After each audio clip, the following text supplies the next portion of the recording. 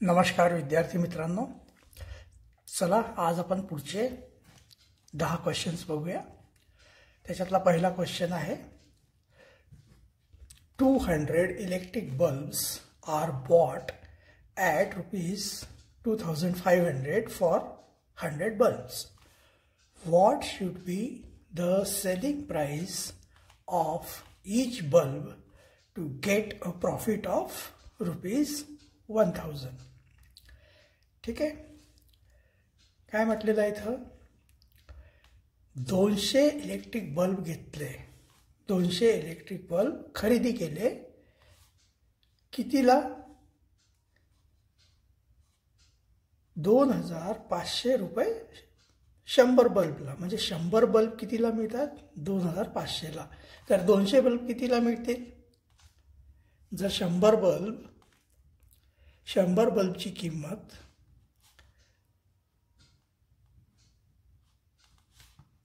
किती आहे? ₹2500। ठीक आहे, तर 200 बल्बची किंमत किती होणार? त्याचे डबल म्हणजे ₹5000। म्हणजे बल्बची कॉस्ट प्राइस किती आली? ₹5000।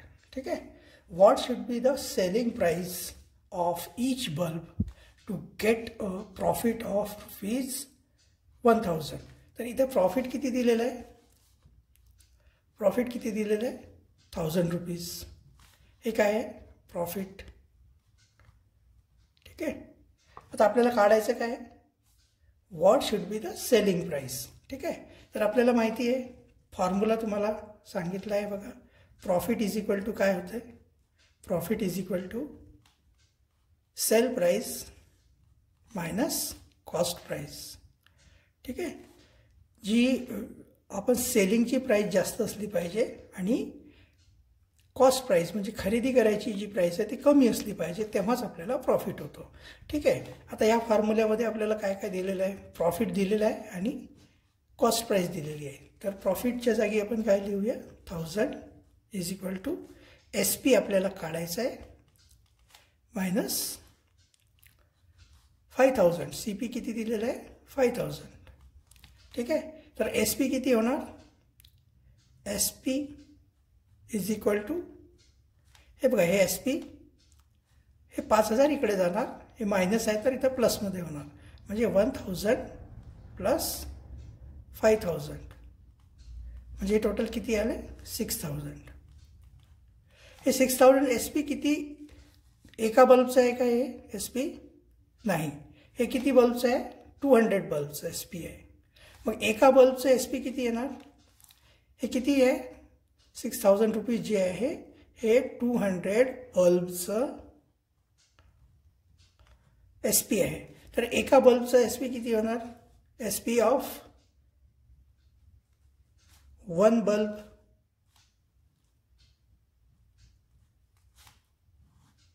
$6000 डिवायडेड बाय 200। हे 2 शून्य कॅन्सल झाले। ठीक आहे, जर 2नी आपण 60ला डिवाइड केलं तर किती येणार आहे?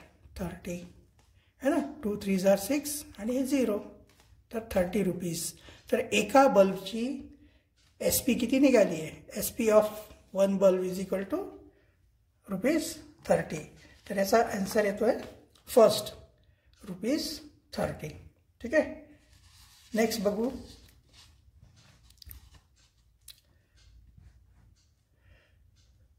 Kamal used 3/10 and Suman used 2/5 of the total flowers to make garlands. Okay. If 120 flowers remained unused, how many more flowers did Suman use than Kamal to make garlands? आता इथं बघा, आपल्याला काय करायचं आहे? इथं टोटल नंबर ऑफ फ्लावर आपल्याला दिलेलं नाही आहे। ठीक आहे, आपल्याला पहिले टोटल नंबर ऑफ फ्लावर काढावं लागेल। तर टोटल नंबर ऑफ फ्लावर आपण समजून चालायचं की number of flower, total number of flowers is equal to आपण एक्स, ठीक आहे, एक्स मानून चालूया, ठीक आहे. आता याच्यामध्ये काय झालं, कमलनी किती यूज केले, 3/10. हे जे टोटल फ्लावर आहे ना त्याचे 3/10, ठीक आहे. तर 3/10 ऑफ एक्स किती होणार, 3/10 of X is equal to होणार 3x/10, ठीक आहे. हे कोणी यूज केले, कमलनी. कशासाठी यूज केले, गार्लँड बनवायला, हार बनवायला, ठीक आहे. आणि त्याच्यानंतर आहे सुमन. सुमननी किती यूज केले, सुमननी यूज केले 2/5 ऑफ टोटल फ्लावर, म्हणजे हे येतं 2x/5, ठीक आहे.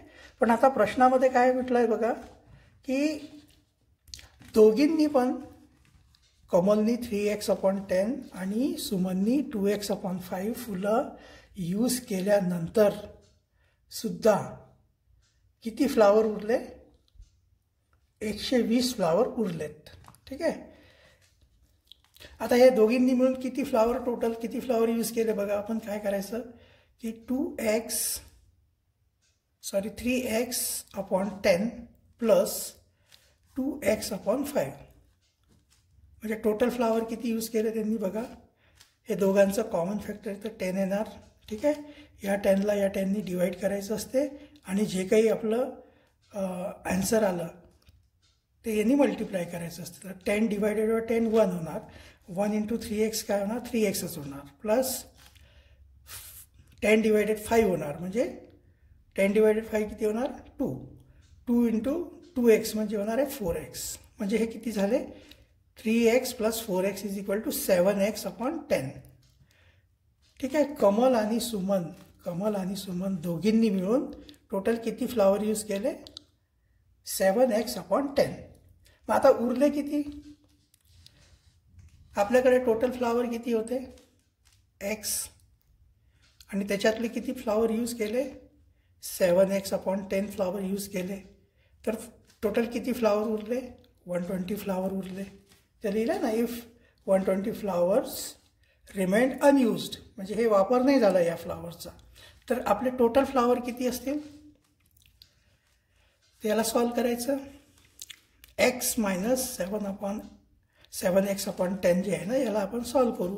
याचं कॉमन फॅक्टर हे बघा, याचं जर डिनोमिनेटर नसेल कुठल्याही नंबरचं तर त्याला आपण 1 मानू शकतो आपण, ठीक आहे. तर याचं कॉमन फॅक्टर येणार 10 डिवायडेड बाय 1 इंटू x म्हणजे 10x minus 10 divided by 10 1 into 7x म्हणजे 7x होणार, ठीक आहे. आणि हे 120, ठीक आहे. तर 7x मायनस 3x किती होते, 7x minus 10x minus 7x किती होत आहेत, 3x. तर 3x/10 इज इक्वल टू किती आलं, 120, ठीक आहे. मग 3x इज इक्वल टू किती येणार, हे जे 10 आहे इकडे जाणार आणि हे 1200 होणार, 120 इंटू 10 म्हणजे 1200.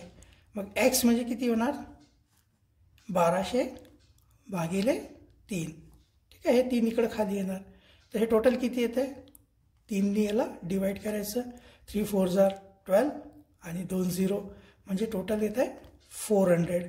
तर टोटल नंबर ऑफ फ्लावर आपल्याकडे किती आहे, 400 आहे. आता आपल्याला अजून याच्यात आन्सर नाही आलेला आहे. आन्सरमध्ये काय फाइंड करायचं बघा, सुमन यूज्ड है ना, how many flowers did Suman used then Kamal to make garlands. आता बघा इथं कमलनी किती यूज केलेले आहे, 3/10 ऑफ x. आता 3/10 ऑफ 400 आपण जर काढलं तर किती येते बघा, हे 1 0 कॅन्सल होणार, 40 इंटू 3 किती होतात, 120. हे कोणी यूज केले, कमलनी, ठीक आहे. आता सुमननी किती यूज केले, सुमननी यूज केले आहे 2/5 of total flower, 2/5 of total flower किती आहे आपल्याकडे, 400, ठीक आहे. आता याला पण 5नी डिवाइड होतं आहे, 5 8 14, 5 40 आणि हे 0. ठीक आहे. तर हे किती झाले 160. सुमननी किती यूज केले टोटल 160 है ना. 82 160 होणार ना 160. ठीक आहे. सुमननी किती यूज केले 160 आणि कमलनी किती यूज केले 120. मग याच्यामध्ये डिफरन्स किती येणार. सुमननी किती जास्त फुलं यूज केले कमलपेक्षा. इथं दिलं आहे ना Suman use than Kamal to make garlands. तर 160 मायनस 120 करावं लागेल. हे येते 40. तर याचा आन्सर येतो आहे 3rd नंबरचा 40. ठीक आहे.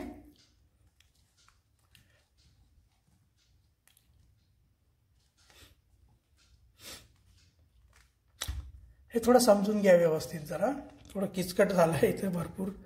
याचा व्हिडिओ पॉज करून हे सगळं करून घ्या. पहिले आपल्याला काय करावं लागेल. सगळ्यात पहिले आपण समजून घ्यायचं की टोटल फ्लावर x आहे. कमलनी किती यूज केले 3x/10 आणि सुमननी 2/5 म्हणजे 2x/5 फ्लावर यूज केले. दोघींनी मिळून किती फ्लावर यूज केले 7x/10. ठीक आहे. आता आपल्याकडे टोटल फ्लावर किती होते x मधून 7x/10 मायनस केल्यावर किती राहतात म्हणतात. त्याच्यामध्ये क्वेश्चनमध्ये दिलेलं आहे 120. ठीक आहे. मग याला सॉल्व केल्यावर एक्सची जी आपल्याला टोटल एक्सची जी व्हॅल्यू आहे ती 400 मिळते. म्हणजे आपल्याकडे टोटल 400 फ्लावर्स आहे. 400 मधले 3/10 कोणी यूज केले कमलनी आणि सुमननी 2/5 यूज केले. ठीक आहे. म्हणजे 160 फ्लावर यूज केले. तर सुमननी किती जास्त फ्लावर यूज केले 160 मायनस 120 40 फ्लावर जास्त यूज केलेले आहेत. तर याचा आन्सर आपला 3rd येतो आहे. ठीक आहे. चला नेक्स्ट बघूया.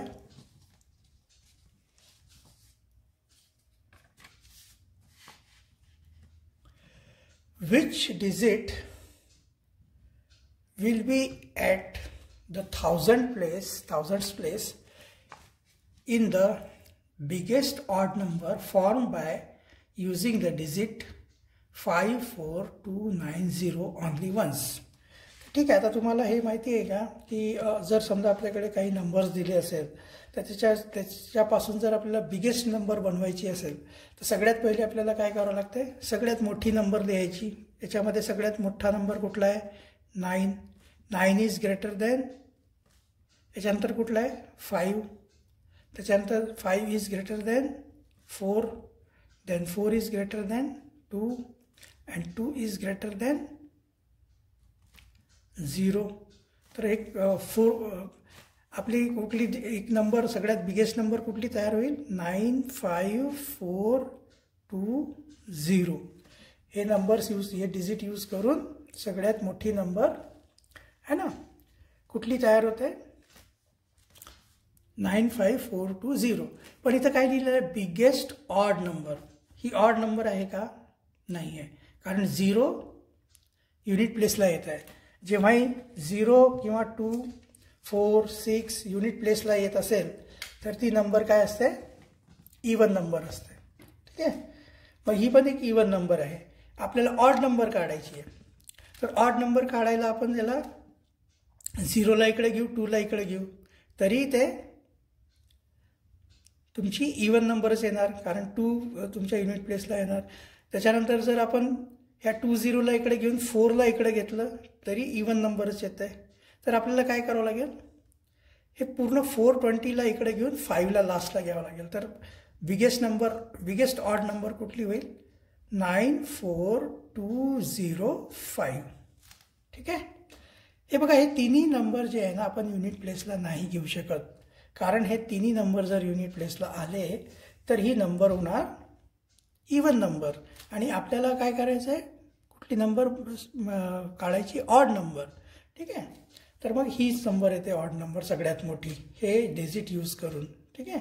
आता याच्यामध्ये काय म्हटलेलं आहे की which digit will be at the 1000th place. ठीक आहे. आता इथं 1000 प्लेसला कुठली नंबर आहे बघा 4. ठीक आहे. तर याचा आन्सर येतो पहिला 4. ठीक आहे. नेक्स्ट बघूया.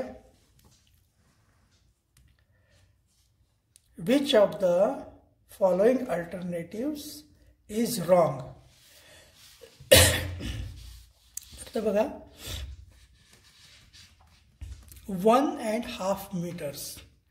ठीक आहे, 1.5 meters is equal to 1500 centimetre. ठीक आहे, आता 1.5 म्हणजे बघा 1.5 meters आहे ना. आता मीटरला आपल्याला सेंटीमीटरमध्ये कन्वर्ट करायचं असलं तर 1.5 आहे ना. मीटरच्या जागी आपण काय ठेवणार आहे, किती मीटरमध्ये किती सेंटीमीटरमध्ये 1 मीटर होतं आहे, 100 सेंटीमीटर. ठीक आहे, 100 सेंटीमीटर. आता 1.5 × 100 केलं तर किती येते बघा, 15 है ना 00. आता इथं 1 डिजिट नंतर डेसिमल आहे, तर इथं 1 डिजिट नंतर इथं डेसिमल येणार, तर हे येणार 150 सेंटीमीटर. पण इथे दिलेलं आहे 1500 सेंटीमीटर. तर हे पहिलंच सेंटेन्स याचं रॉंग आहे, बाकी सगळे बरोबर आहे. बघा दुसऱ्यामध्ये कसं आहे 1¼ किलोग्राम, 1 किलोग्राम. ठीक आहे, 1 किलोग्राम म्हणजे 1000 ग्रॅम. ठीक आहे, आणि क्वार्टर ग्रॅम म्हणजे 250 ग्रॅम, म्हणजे हे 1250 ग्रॅम्स दिलेलं आहे. ठीक आहे, हे बरोबर आहे. 3/4 लिटर म्हणजे है ना, 3/4 लिटर 750. ठीक आहे, 3/4 लिटर्स है ना. लिटरमध्ये जर दिलं असेल तर याला मिलीमीटरमध्ये कसं चेंज करायचं, हे बघा, हे लिटर म्हणजे 0.75 L असणार आहे. 3/4 लिटर म्हणजे असं असणार आहे. याला इंटू mlनी 1000नी जर आपण मल्टिप्लाय केलं तर हे 750 ml होणार. ठीक आहे, म्हणजे हे पण स्टेटमेंट बरोबर आहे. त्याच्यानंतर 2.5 किलोमीटर, 2.5 किलोमीटर km है ना. किलोमीटर म्हणजे 1000 मीटर म्हणजे होते 1 किलोमीटर, तर 2.5 × 1000 म्हणजे हे 25,000. ठीक आहे ना, 25,000. आणि 1 डेसिमल नंतर इथं 1 नंबर नंतर डेसिमल आहे, तर 1 नंबर नंतर इथं पण डेसिमल लावलं तर 2500 मीटर्स, म्हणजे हे पण बरोबर आहे. तर पहिला आन्सर जे आहे ते रॉंग आहे. ठीक आहे, तर आन्सर येतं याचा फर्स्ट. चला नेक्स्ट. इथे बघा, इथं काय करायचं आपल्याला, इथे 2 नंबर दिलेले आहे. ठीक आहे, आणि त्याच्यामध्ये मध्येच इथं एक सिम्बॉल दिलेला आहे, आणि खाली पण इथे एक सिम्बॉल दिलेला आहे. ठीक आहे, तर याच्या जागी कुठले नंबर्स असणार ते आपल्याला फाइंड करायचे. ते जर आपल्याला कळालं तर दोघांचं ॲडिशन करून तो नंबर किती येतो बघायचा आहे. ठीक आहे, तर इथं बघा काय काय दिलं आहे. 5 बॉक्स, थोडा मोठा काढूया बॉक्स आपण, त्याच्यामध्ये नंबर लिहायला 794. ठीक आहे, मायनस 186 ट्रायंगल. ठीक आहे, 20. आता याला सबट्रॅक्ट करा. बघा 4 - 0 केलं तर किती येणार, 4 येणार. 9 - 2 केलं तर किती येणार, 7 येणार. इथं यायला लागलं आहे 4 7. आता 7 मायनस ट्रायंगल, एक अशी नंबर घ्यायची आहे की 7मधून मायनस केल्यावर ते 4 राहणार. तर 7मधून कुठली नंबर आपण मायनस करू, 4 येणार, 3. तर किती येणार, 3. 7 - 3 किती येते, 4.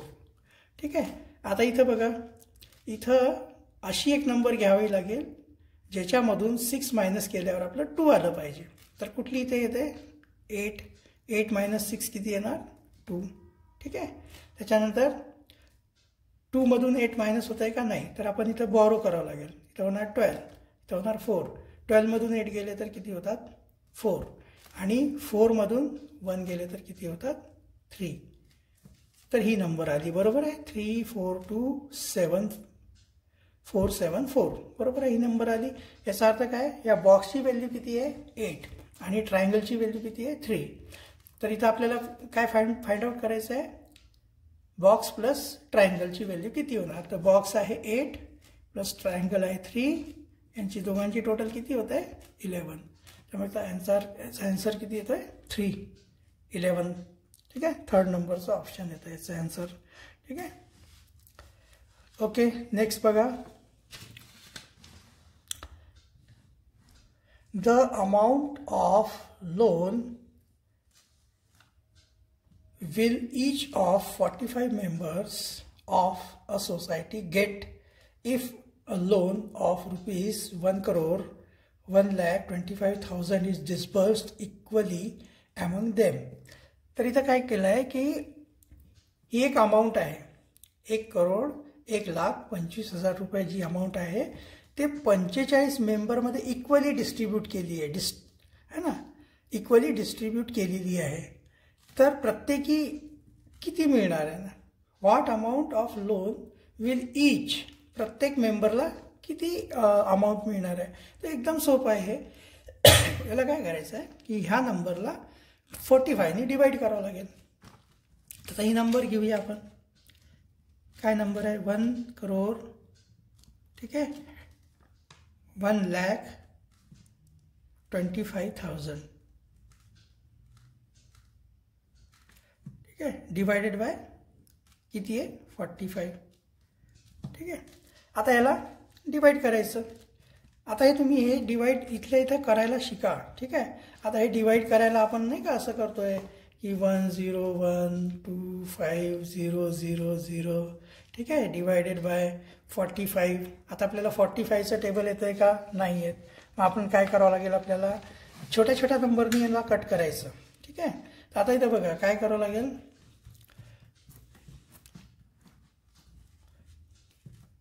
इथे याला आपण 5नी कट करूया.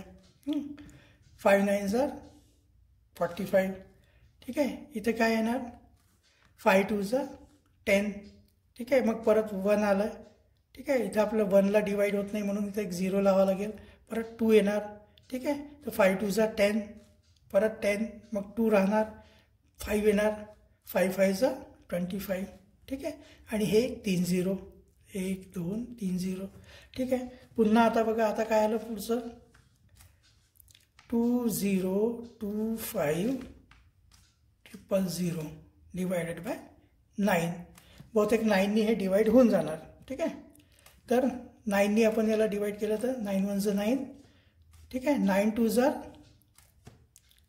18, उरले किती इथं 2, परत 9 2 18, परत 12मधून 8 गेले तर किती होणार, 4 उरणार, ठीक आहे. 5 येणार, 9 5 45, ठीक आहे. आणि हे 3 0 म्हणजे किती आलं, 2,25,000, ठीक आहे. ह्या अमाऊंटला 45नी डिवाइड केल्यावर हा आन्सर येतो आहे. तर हा आन्सर इथं दिलेला आहे का बघा, हे बघा सेकंड नंबरचा आहे, 2,25,000. म्हणजे प्रत्येकी ह्या अमाऊंटला जर 45 मेंबर्समध्ये इक्वली डिस्ट्रीब्यूट केलं तर प्रत्येकाला किती, 2,25,000 रुपीज लोन मिळणार, ठीक आहे.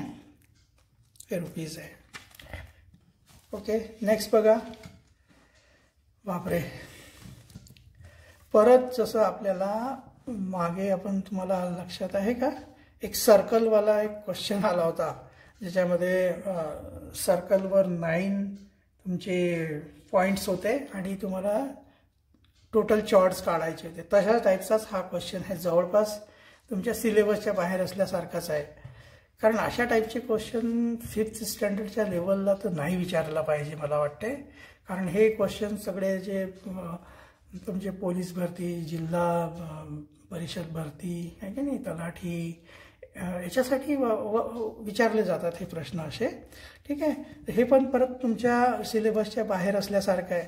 तरी पण तुम्ही काय करा, समजा चुकून आलंच तर काय करणार आहे आपण, आपल्याला तुम्हाला हे बघा इथं मी असं एक याचे क्यूब संबंधी जे क्वेश्चन्स असतात ना, त्याचं असं एक तुम्ही हे लिहून घ्या, तुमच्या याच्यामध्ये नोट करून घ्या की जर एक असा क्यूबचा प्रश्न आला तर त्याच्यामध्ये शक्यतो हे 4-5 प्रश्न विचारले जातात की असं टोटल नंबर ऑफ क्यूब्स किती आहे. त्याच्यानंतर त्याचे जर 3 सरफेस कलर है ना, 3 सरफेस कलर केलेले किती क्यूब्स असणार. त्याच्यानंतर 2 सरफेस कलर केलेले किती क्यूब असणार. 1 सरफेस कलर असलेले किती क्यूब असणार. 0 सरफेस कलर केलेले किती क्यूब असणार. तर हे असे ते फॉर्म्युले आहेत. आता याच्यामध्ये एन लिहिले ना, एन काय असते इथं बघा, हे जे आहे ना 1 2 3 है ना 1 2 3 हे जे 3 आहे ना 3/3चा क्यूब आहे हा. इकडे पण 1 2 3. त्याच्यामध्ये n काय आहे 3. nचा व्हॅल्यू किती आहे 3. तर याच्यामध्ये बघा आपल्याला काय काढायचं याच्यातून आपण हे सगळंच काढू शकतो. आणि एक लक्षात ठेवा कुठलाही क्यूब असू दे आणि त्याच्यामध्ये कितीही नंबर ऑफ एन्स म्हणजे जे नंबर ऑफ क्यूब्स किती पण असू दे पण त्याचे जे 3 सरफेस कलर्ड आहे ना ते नेहमी 8 येणार. ठीक आहे. कारण याला जर समजा ही सरफेस आहे ही वरची सरफेस पूर्ण कलर केली आपण. ठीक आहे. ही पण सरफेस पूर्ण कलर केली ही पण सरफेस पूर्ण कलर केली तर तुम्हाला माहिती आहे का हे जे हा जो दिसतो ना क्यूब हा इकडे पण कलर असणार इकडे पण कलर असणार इकडे पण म्हणजे त्याच्या 3 साईड 3 सरफेस कलर असणार आहे. असेच ह्या कोपऱ्यामध्ये पण हा जो क्यूब आहे याच्या 1 2 आणि इकडे मागच्या साईडला जे सरफेस आहे ते तिन्ही सरफेस कलर होणार. सेम हा कोपऱ्यातला जो क्यूब आहे त्याचे पण तिन्ही सरफेस कलर होणार याचे पण तिन्ही सरफेस कलर होणार.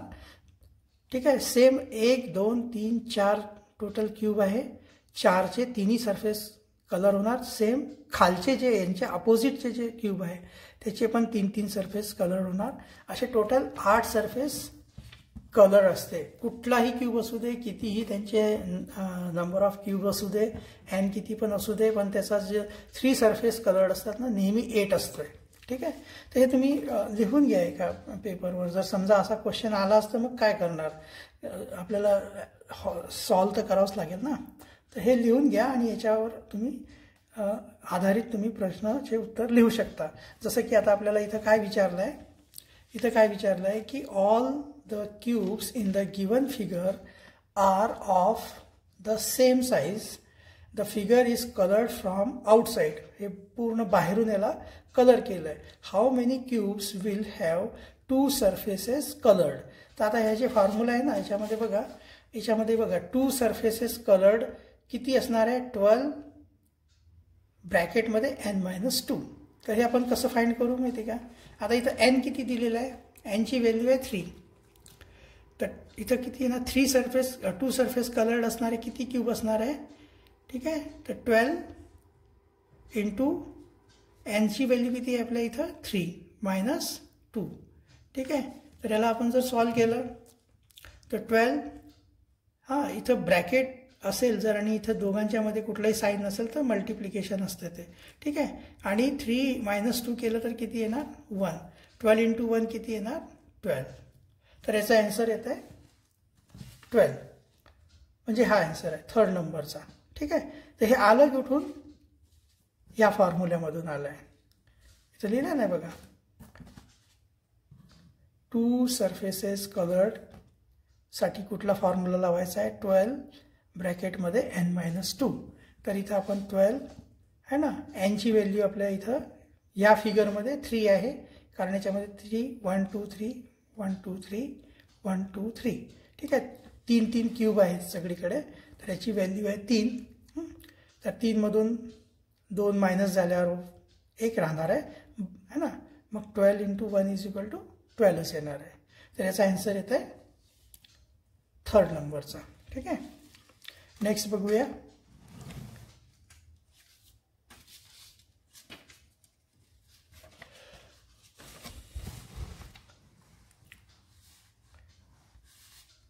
नेक्स्ट आहे what is the principal if the interest at 6% per annum in 1 year is ₹1500. ठीक आहे. तर इथं याचं इंटरेस्ट दिलेला आहे आणि आपल्याला फॉर्म्युला माहिती आहे. इंटरेस्टचा फॉर्म्युला काय आहे interest is equal to principal into rate into period. ठीक आहे. Divided by 100. ठीक आहे. आता याच्यामध्ये आपल्याला काय काय दिलेलं आहे what is the principal. Principal आपल्याला काढायचं आहे. इंटरेस्ट दिलेला आहे. इंटरेस्ट किती दिलेला आहे 1500.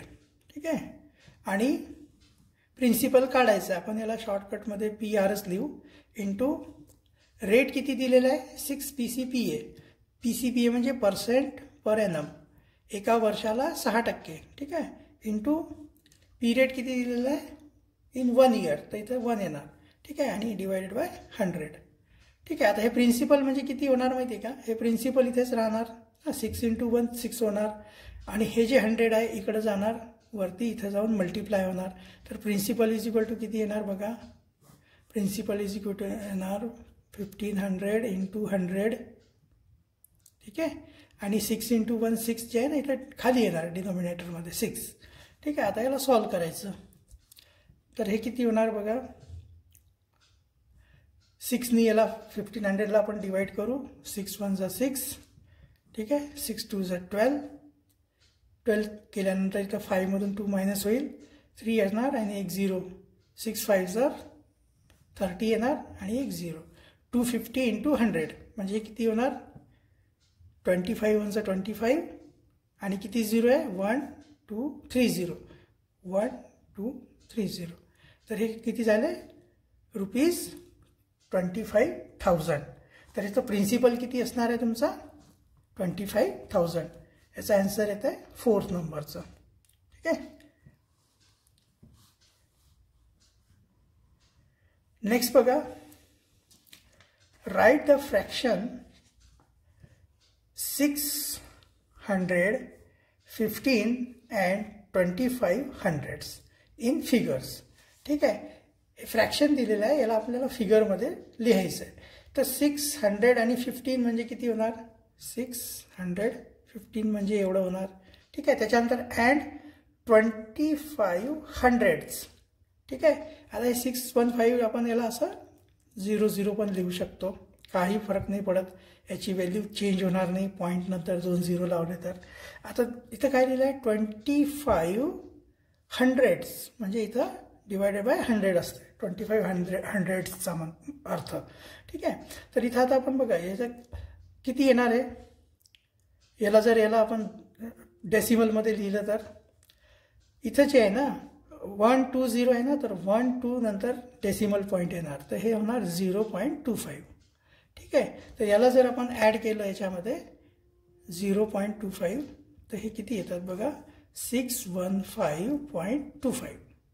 ठीक आहे, तर हे जे लिहिलेलं आहे ना 615 and 2500चा याचा अर्थ होतो 615.25, म्हणजे याचा आन्सर आहे 3rd नंबरचा. ठीक आहे, 61525. ठीक आहे, नेक्स्ट बघूया.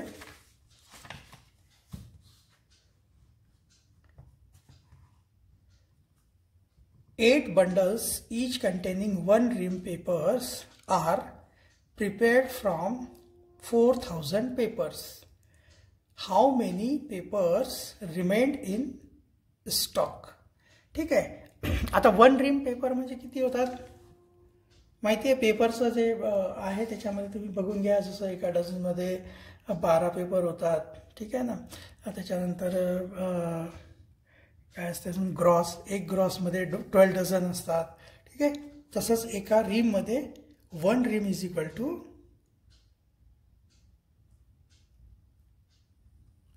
480 पेपर्स. एका रीममध्ये किती पेपर्स असतात 480 पेपर्स. ठीक आहे, आता इथं काय म्हटलं आहे 8 बंडल्स, असे 8 बंडल केले, त्याच्यामध्ये प्रत्येकी ना एक रीम पेपर आहे. ठीक आहे, तर एका बंडलमध्ये म्हणजे किती पेपर आहे 480 पेपर आहे. ठीक आहे, त्यांनी असे किती बंडल केले 8 बंडल केले, म्हणजे टोटल पेपर किती होणार 480 × 8. ठीक आहे ना, एका बंडलमध्ये एवढे पेपर आहे, तर 8 बंडलमध्ये किती पेपर असणार आहे एवढे. ठीक आहे ना, तर 8 0 = 0, 8 8 सॉरी 64 चे 4 असणार, 6 कॅरी ओव्हर होणार, 8 4 = 32 प्लस 6 38. टोटल पेपर किती झाले 3840 पेपर्स. ठीक आहे, 8 बंडल्समध्ये एवढे पेपर होणार. आता हे 8 बंडल तयार करायसाठी टोटल किती पेपर वापरले 4000 पेपर वापरले. तर 4000मधून 8 बंडल्स बनवायला तुम्हाला लागले 3840 पेपर्स लागले. आता उरले किती, how many papers remained in stock, तर हे 0. ठीक आहे, इथं 10 - 4 किती होणार 6, ठीक आहे. इथे येणार 9 म्हणजे 39 होणार, ठीक आहे. तर 9मधून 8 गेलं 1 आणि 3मधून 3 गेलं 0, तर 160 पेपर तुमचे रिमेन राहणार. एवढे पेपर शिल्लक राहणार तुमचे.